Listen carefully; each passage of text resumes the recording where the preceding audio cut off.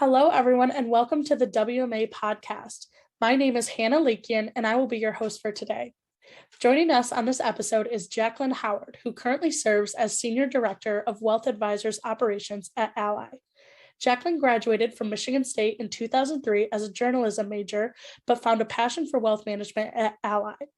Currently, Jacqueline is responsible for the Ally Invest Inclusion Wealth Strategy that is part of the Ally Enterprise Financial Social Inclusion and serves as Secretary for the Ally Charitable Foundation. In today's episode, we discuss her journey from journalism to wealth management, financial social inclusion, behavioral finance, the wealth gap for Black and Brown individuals, Black and Brown representation in leadership roles, the importance of financial education, and so much more. Stay tuned.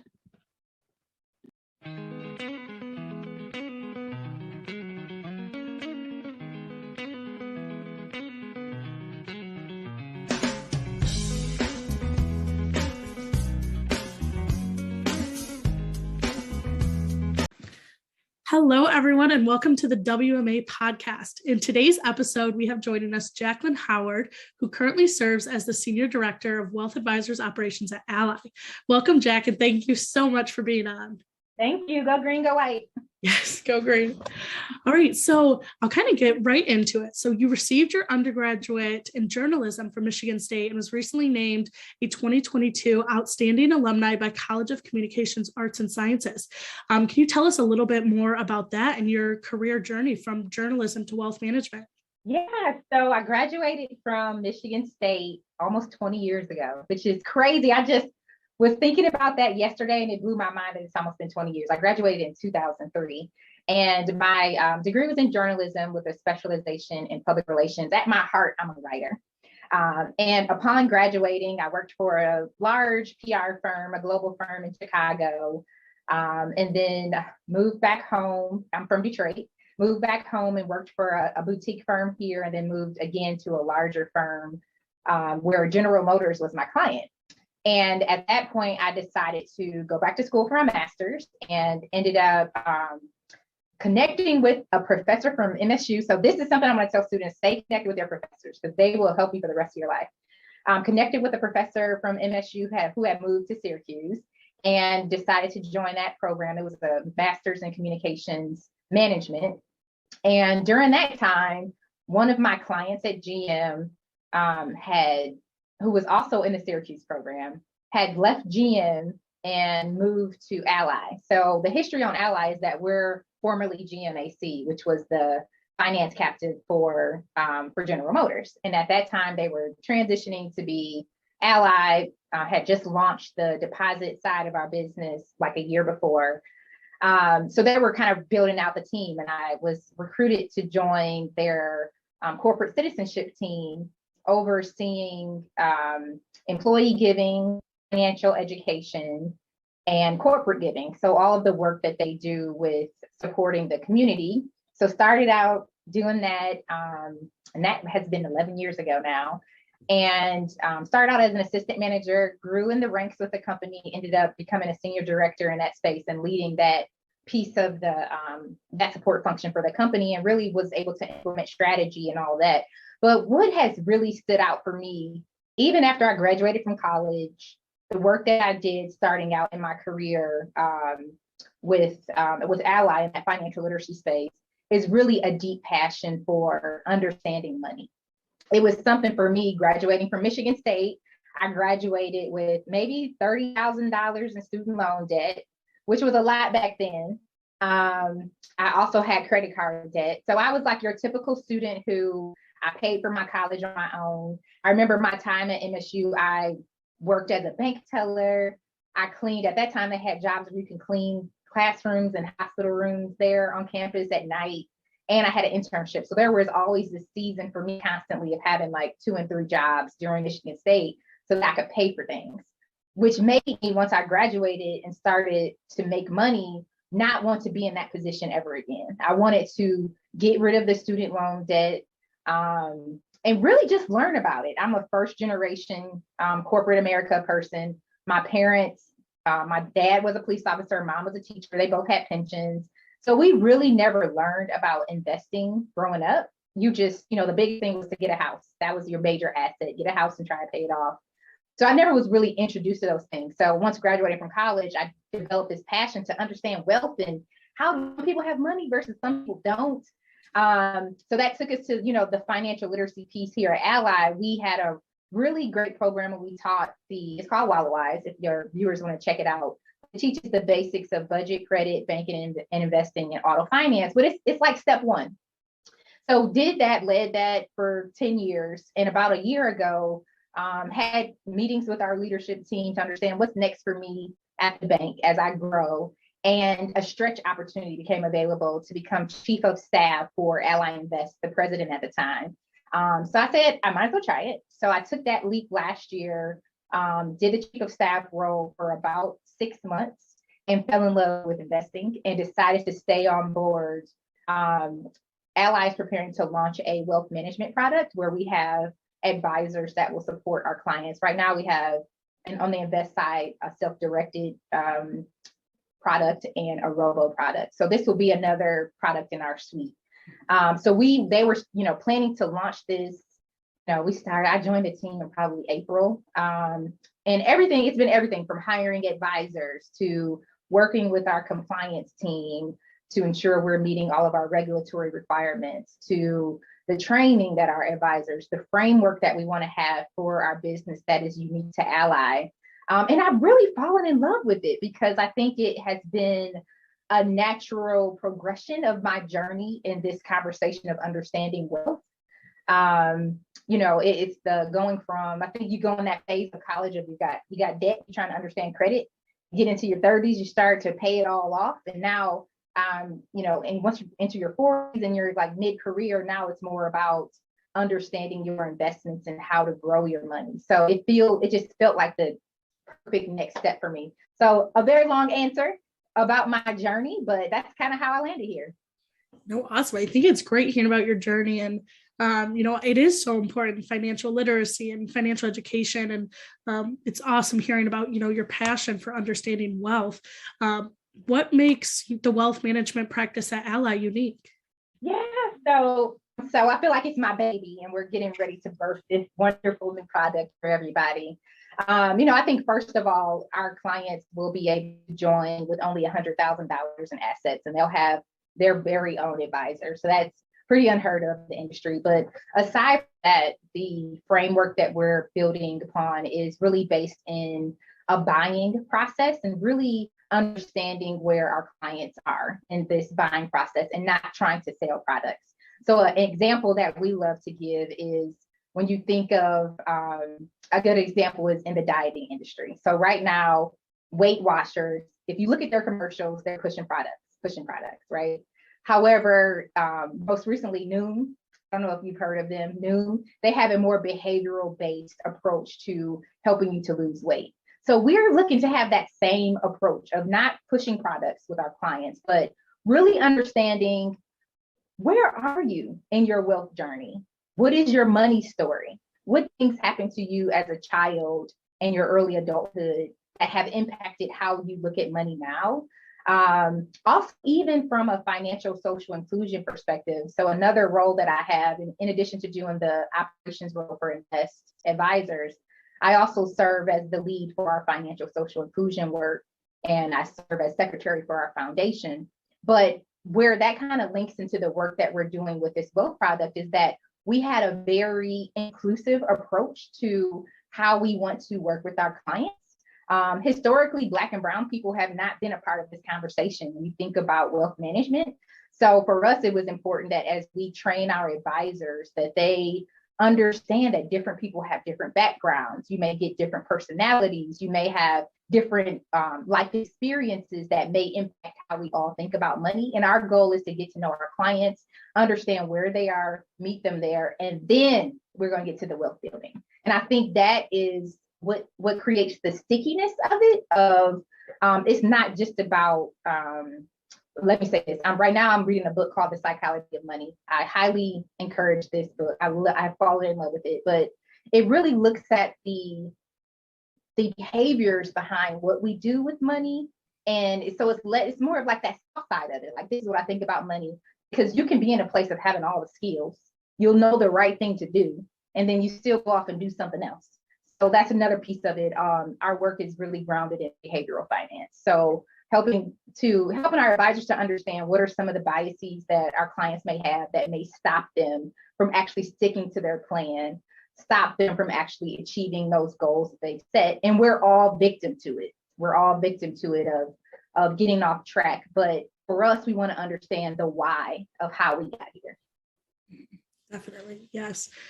It's interesting. I love learning about behavioral finance. I feel like, more recently it's become, more apparent how important it is. And I love when you talk about, financial social inclusion. Can you tell us more about your work in FSI and closing the wealth gap?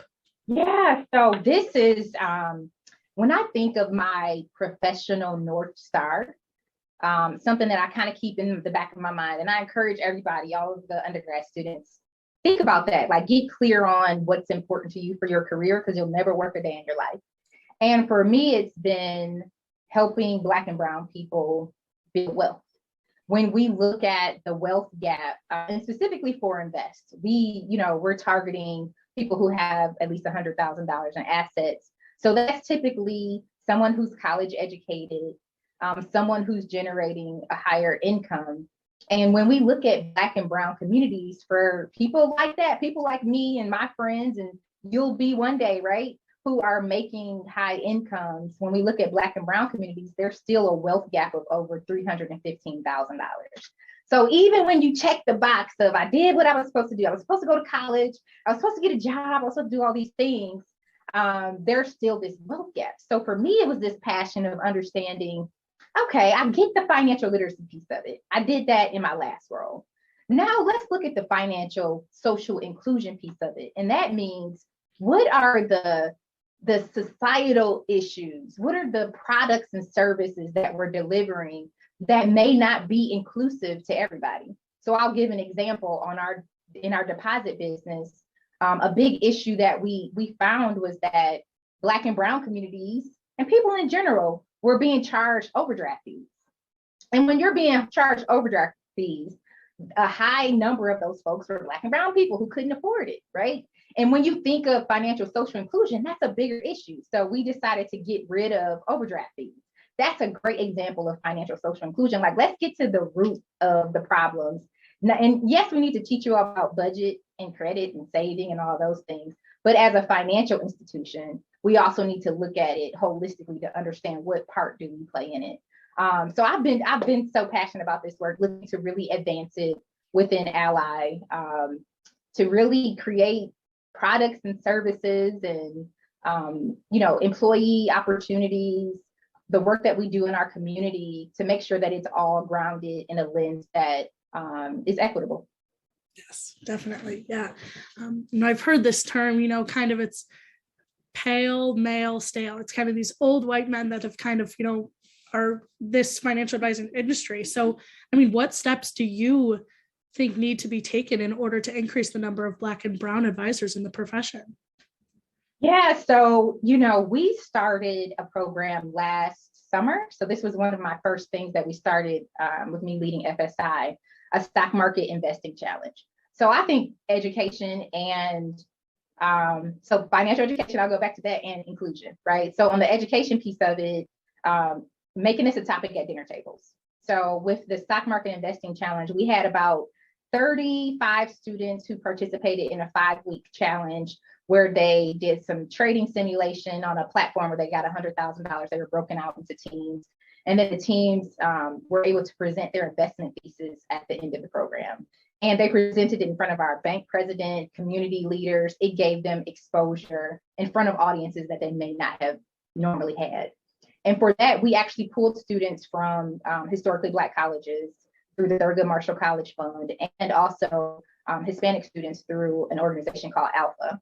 So for us, it was, you got to create almost like a pipeline where people can get the information. I think that's one way for us to go, is to hire people.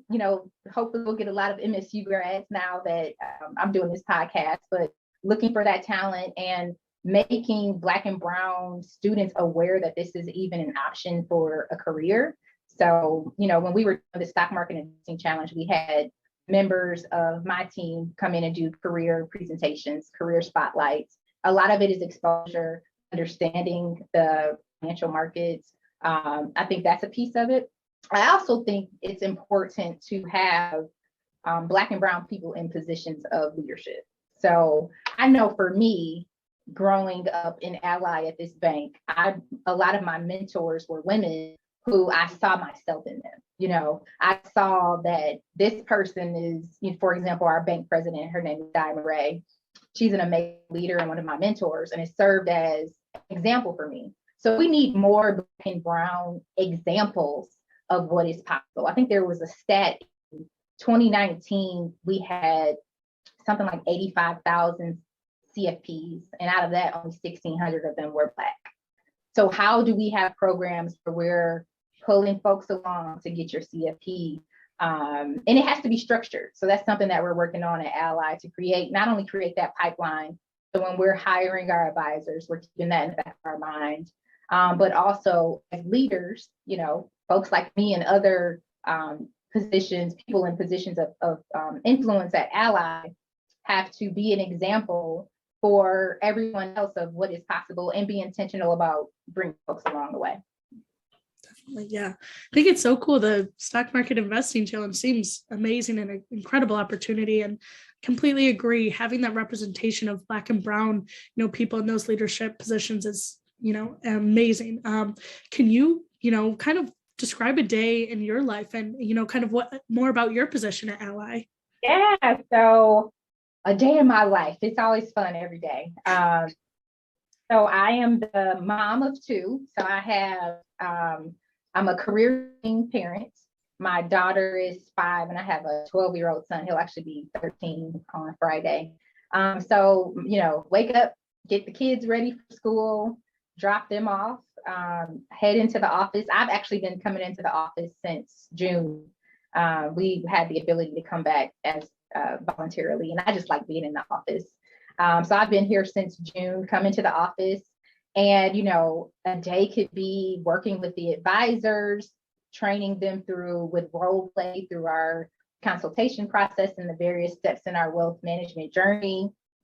So that too, I also serve as a spokesperson for the company. So doing things like this, where I get to share about our work at Invest and also the work that we're doing in financial social inclusion and closing the wealth gap. So it may be an interview or flying to New York for an event. That all comes with that territory. Also, you know, a big piece of it is working with our compliance team. So I've taken the lead on that, especially since this is new, just ensuring that we have all of our processes in place. So operation manuals, all of our regulatory forms, all of those things, and just kind of getting everything on paper to ensure that we're meeting our requirements. So it really varies from day to day. I can say the thing that I'm most passionate about is the work that we're doing with our advisors, and to really, I feel like we're delivering something that will be unique and is definitely needed in the marketplace for folks out there who want to learn about building wealth. Another piece of it, we have a very robust financial literacy arm within Invest, where we have digital conferences, quarterly digital conferences. And with that, I help out and serve as a spokesperson for that. So, you know, I think that piece of helping our clients to understand investing and making it, we call it democratizing investing. That's also a big piece of my day. So it's so many things that can happen in a day, but I really do love, as I mentioned, that advisor piece, being able to equip them with the education that they need to then empower our clients. We want to be an ally, you know, no pun intended, an ally with our clients on this wealth journey. So no matter where you are, if it's starting with a savings account to you're ready to invest with an advisor, we're helping you to build your wealth. And for me, more specifically, in helping that journey with Black and brown people, makes me love coming here every day. Definitely. Yes. I think it's so cool that Ally Invest, you know, it really focuses on educating and empowering. And I think that is so important. You know, how do you feel you're able to empower women through Ally and through your career? Yeah, so I'm really, really big on mentorship. I think it has, even the very fact of me moving to invest resulted from conversations I had with my mentors and sponsors who stood behind me and said, yes, let's try something new. You'll be amazing at invest. This is a great next step. So I think for women, it is so important for especially women in positions of power and influence to really, I call it putting people on my back. I have folks at Ally who serve as my mentees, and I really try to go above and beyond for them to ensure, like, what's your career plan? Let's get your plan on paper. I'm a big fan of when you write it down, it makes it real. So let's get it on paper. Let's socialize this with the proper people so that they understand what you want, know what you want, and ask for it, helping them to navigate that whole process. But I'm doing that because somebody did it for me. And I think it's, as women, and we all get busy. I have kids, a career, I'm involved in the community, all of that. It could be easy to get too busy to help others, to do this podcast, right? To do anything, but it has to be so intentional to take a moment and just say, like, hey, if you need me, Hannah, I'm here. Just call me. If you need support, you got a question, you need to run by me, because I have more experience. My phone is available. My text is available. So I think having more women do that and be intentional will create really that next generation of women leaders in banking. Definitely.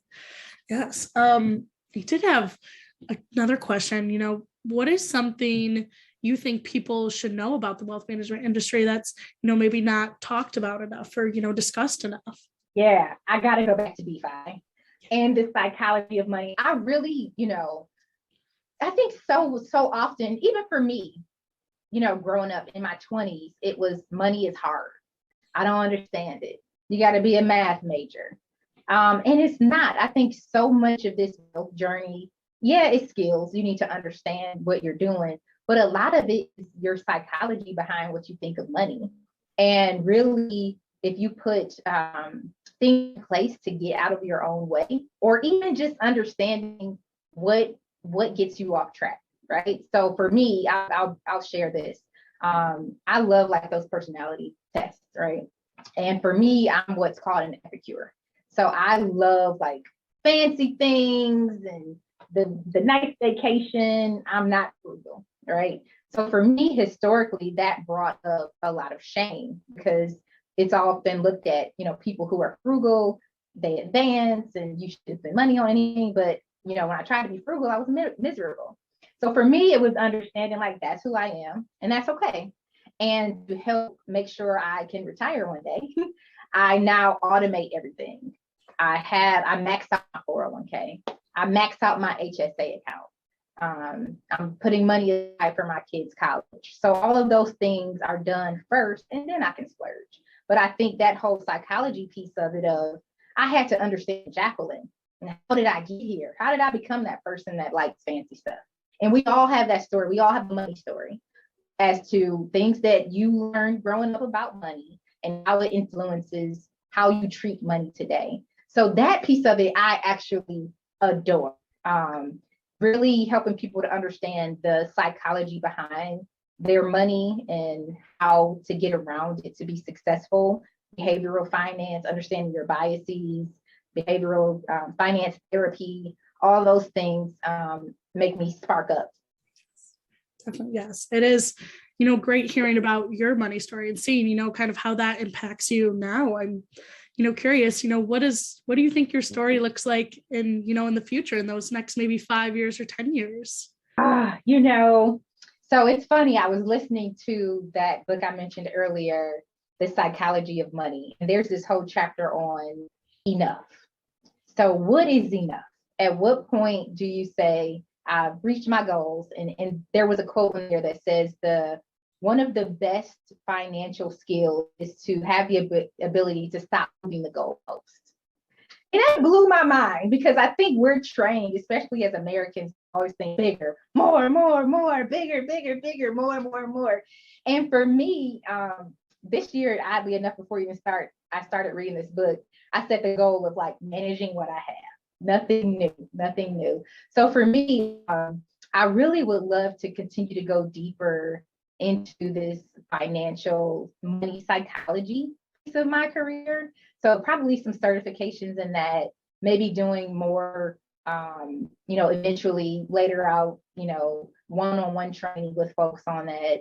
And then really just getting to a place financially where I'm not quite a fire person, but I like the first two letters, so the financial independence. And within that book also, they talked about time, like the biggest thing that the greatest asset we have is control over our time.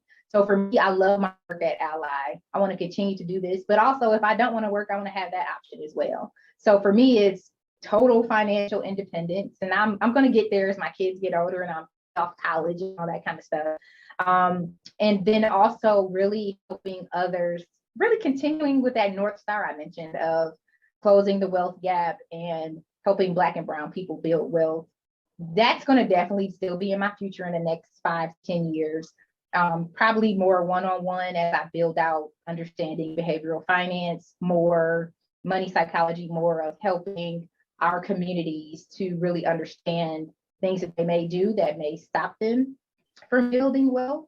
But that's going to be a big piece of it as well. So, and I'm open because I never would have thought in 2003, graduating from Michigan State with a PR degree in journalism, that I would be, working as a senior director in wealth management. And the journey has been amazing and I've loved all of it. So I think as long as I stay true to my values and my North Star, who knows where things will take me. I'm open to it. For sure. I think it's so great hearing about your journey. And, I think it is, people entering into this financial advising, discovering what your North Star is and kind of having that keep you on track, I think is so awesome.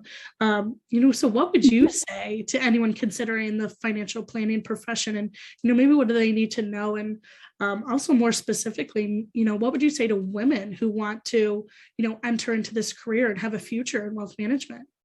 We need more women. We need more women. So I think I'm going to start with women. And I think that specifically my call out to women is to stay the course. I think oftentimes it's easy to feel discouraged if you're the only person in the room. I'm sure you have classes where you're one of few women in the room, right? And that can be discouraging, but be the one person in the room, knowing that you being there is opening the door for so many other women to follow in your footsteps later. So I would say stay the course, really beef up your skills. So you mentioned earlier, eventually you'll be studying for your 7 and other certifications. So skills are a big deal as a financial advisor. Get your CFP, do all of that. I'm even considering going back again for another master's. There's a quote that my dad always told me about education, and it was, the time is going to pass anyway. So for me, I've always looked at education and bettering myself with certifications and things like that as the time is going to pass anyway, so I might as well learn something. So I would say that continue to want to learn. And then finally, just getting back to that North Star. I'll share this story that comes directly from Michigan State. I was in my sophomore year, I believe, and I was a J major. And at the time, nursing was huge. So nursing was huge in business, and everybody did those career paths. And my older sister, who's like my mother, works for a hospital system here in Detroit. And she told me, she's like, you're not going to make any money doing journalism. You need to change to business or healthcare. So listening to my big sister, I ended up moving, I forget what, it was some business major. And I was taking an economics class or something. And I remember sitting in this, it's going to sound dramatic. I remember sitting in class taking this test like, I'm a writer. And at that moment, I decided that I could not compromise who I am.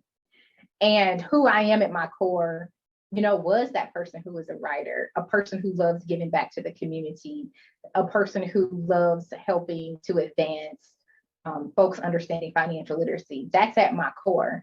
So I would say to the students out there also, like, follow your passion. Don't let money guide your decisions.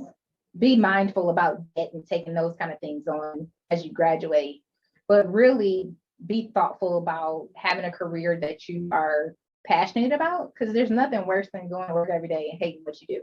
I honestly haven't experienced that. I love what I do, and the money came, the money comes. I think if you love what you do, you go really deep on your skills and being an expert at what you do, building those relationships through mentorship and giving back. I really think sky's the limit with that. And especially for our women, as I mentioned earlier, you just have to, make sure you're pulling folks along with you. Definitely. Yes, I agree. It is, having that passion and, that drive to be a lifelong learner, I think, goes a long way. So super awesome. Kind of to, end this, I wanted to ask you, and I'm sure, our audience and our viewers would love to hear, what advice do you have for, the Wealth Management Association and our listeners? I know you've, talked a little bit about, the importance of mentoring and, the psychology of money, that book. But yeah, any general advice for our listeners? Well, I would say keep making amazing decisions, like attending Michigan State University. Stay in contact with your professors. I have so many stories of where that MSU network has helped me throughout my career. So leverage that network. Internships. Make sure if you need an internship, call me. Make sure you get those internships. And I love internships because they help you to see what you like and don't like, and then you can make a better decision once you graduate to find a full-time position. Intern, get your skills up, kill it in your classes, and just be thoughtful about giving back too. So I think that's a big piece that I would love for younger people to think about. I know when I was in college, I was in such a rush to graduate and make money, that thought of giving back wasn't as top of mind. But there will be so many opportunities for college students like you to reach back to high school students, elementary students, to start teaching them about investing, so that when they get to college, hopefully Michigan State, they'll want to sign up for the wealth management program as well. So give back and, maximize your opportunities. You got this. Go green, go white. Yes, go green. Yes. Well, thank you again, Jacqueline, so much for being on and sharing your story and advice and, your journey. We really appreciate you. So thank you. Thank you for having me. It's been a pleasure. If you like what you just heard, please like, comment, and share. This is Lance Mullen, producer of the MSU WMA podcast. MSU WMA, or Michigan State University Wealth Management Association, is a student organization part of the Eli Broad College of Business, located in East Lansing, Michigan. Our mission is to inspire and educate the next generation of financial planners. Thank you for listening to today's episode.